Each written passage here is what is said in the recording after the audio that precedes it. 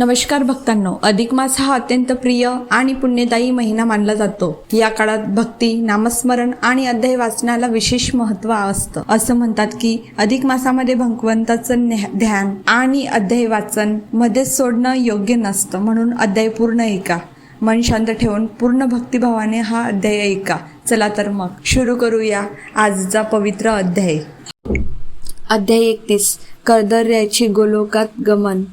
अधिक मासाची महती। नारायण नारदाला म्हणाला, त्या वानराला त्या कुंडातील पाण्यात आगतिकपणे पडून राहिल्यामुळे अधिक मासात 5 दिवस स्नाने घडली। त्याचा प्रभाव असा पडला की त्याचा कपिदेह जाऊन त्याला दिव्य देह प्राप्त झाला व स्वर्गातून त्याच्यासाठी विमान आले। त्या विमानात अनेक वैष्णव बसले होते। कर्णमधुर वाद्य वाजत होती, गंधर्व सुस्वर गायन करीत होते, किन्नरही गात होते, अप्सरा नृत्य करीत होत्या, सोन्याच्या छोट्या घंटिका किणकिण वाजत होत्या। ते दिव्य विमान पाहून तो दिव्य देहधारी कदर्य अंतरंगात मोठे आश्चर्य करू लागला। मला पाप्याला नेण्यासाठी हे विमान का बरे आले? पुण्यवंतालाच हे योग्य आहे, माझी योग्यताच नाही। तेवढ्यात एक अप्सरा पुढे आली व तिने त्याच्या मस्तकावर श्वेत छत्र धरले। 2 अप्सरा येऊन चौऱ्यांनी वारा घालू लागल्या। काही स्त्रिया विमानातून उतरून त्याच्या स्वागतार्थ गायन व नर्तन करू लागल्या। एक तांबूल घेऊन उभी राहिली, एक सोन्याच्या झारीत गंगाजल घेऊन आली। ते सर्व पाहून तो दिव्य शरीरी कदर्य चित्र व स्तब्ध राहिला। तो मनाशी म्हणाला, मी कोणतेही पुण्य केले नाही, तरीही सुखे मला कशी काय प्राप्त झाली? त्याचे विचार ओळखून देवदूत सुशील व पुण्यशील त्याला म्हणाले, प्रभो, आपण गोलोकात चलावे, इथे विचार करण्यात वेळ कशाला घालविता? पुरुषोत्तम श्रीकृष्णाचे सान्निध्य तुम्हाला लाभले आहे। कदर्य म्हणाला, माझी कितीतरी पापे झाली आहेत, कोणत्या पुण्यामुळे त्या पापांचा विनाश झाला? गवताचे असंख्य अंकुर, आकाशातील असंख्य तारे, मातीचे असंख्य कण, तशी माझी असंख्य पापे झाली असतील, तरी माझ्यासाठी हे विमान कसे आले? त्यावर ते हरिदूत म्हणाले, तुमच्याकडून काय पुण्य झाले आहे ते तुमच्या लक्षात आले नसावे। सर्व महिन्यात अधिक मास हा पुरुषोत्तमाचा अत्यंत प्रिय मास आहे।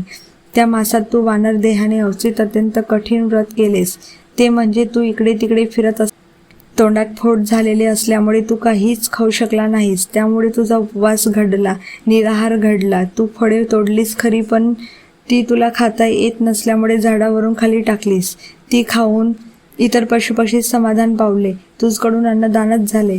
तू दुःखामुळे पाणी सुद्धा प्यायला नाहीस, शीत सहन केलेस, वारा सहन केलास, उन्हात तप्त झालास, असे तप तुझ्या हातून घडले। मृग तीर्थात तू पडलास, तुझी हाडे मोडली, तुला त्या पाण्यातून बाहेर येता येईना, त्यामुळे तुला 5 दिवस थंड पाण्याचे व तेही पापनाशक तीर्थात स्नान घडले। रुग्णावस्थेत अजाणता तुझकडून फार तीव्र तप झाले। अधिक मासात झालेल्या या तपाने तुझी सर्व पापे धुतली गेली। हरिदूतांनी असे त्याला सांगितले तेव्हा तो हर्षित झाला, आनंदाने रडू लागला। त्याने कालंजर पर्वत, ते सरोवर, ते कुंड, सर्व वृक्ष, वेली व पशुपक्षी यांना वारंवार नमस्कार केला। त्यांनी त्या दिव्य विमानाला प्रदक्षिणा घातली। गंधर्व, अप्सरा, किन्नर यांचे नृत्य गायनास भर आला। विमानात तो आरूढ झाला। हरिदूतांसह ते विमान गोलोकात गेले। तेथे गोधन विपुल होते, रासमंडळ होते। मृत्यू व आपत्ती, रोग व चिंता, दुःख व मानसिक चिंता यांचा तेथे पूर्ण अभाव होता। विमानातून तो गोलोकात उतरला तेव्हा श्रीकृष्णाचे त्याला दर्शन घडले। तो श्रीकृष्णाच्या सान्निध्य सुखाने राहू लागला। नारदा, पाहिलेस ना अधिक मासातील तपाचे अलौकिक फळ? सूत शौनकादी ऋषींना म्हणाला, नारायणाने अधिक मासाचे जे महात्म्य सांगितले ते ऐकून नारदाचे समाधान झाले। त्यांनी कलियुगातील संसारातील व दुःखांनी त्रस्त झालेल्या लोकांचे कल्याण घडण्यास सोपा उपाय कोणता, असा प्रश्न विष्णूला विचारला होता। त्यावर नारायणाने अधिक मासाचे महात्म्य अनेक कथांच्या आधारे सांगितले। त्यामुळे नारदाला लोककल्याणाचा उपाय कळला व तो सत्यलोकी निघून गेला। ऋषीजन हो, पुरुषोत्तम मास किंवा अधिक मास फार पुण्यप्रद आहे। श्रीकृष्णाचे स्वामित्व या महिन्याला लाभले असल्यामुळे या महिन्यात केलेल्या तपाने तो प्रसन्न होतो व भक्ताला सुख व मोक्ष देतो। ऋषीजन हो, या ग्रंथाचे पारायण अधिक मास येण्यापूर्वीच करावे व व्रत साधना समजून घेऊन तशी करून आपले परम कल्याण साधावे। अधिक मास महात्म्य अध्याय 31 समाप्त। ही अधिक मासाची कथा तुम्हाला आवडली असेल तर लाईक, शेअर आणि सबस्क्राईब नक्की करा. जर तुम्ही ही कथा दुसऱ्यांना शेअर केली व त्यांनी ही कथा ऐकली त्याचेही पुण्य तुम्हाला मिळेल. ओम नमो भगवते वासुदेवाय. ओम नमो भगवते वासुदेवाय.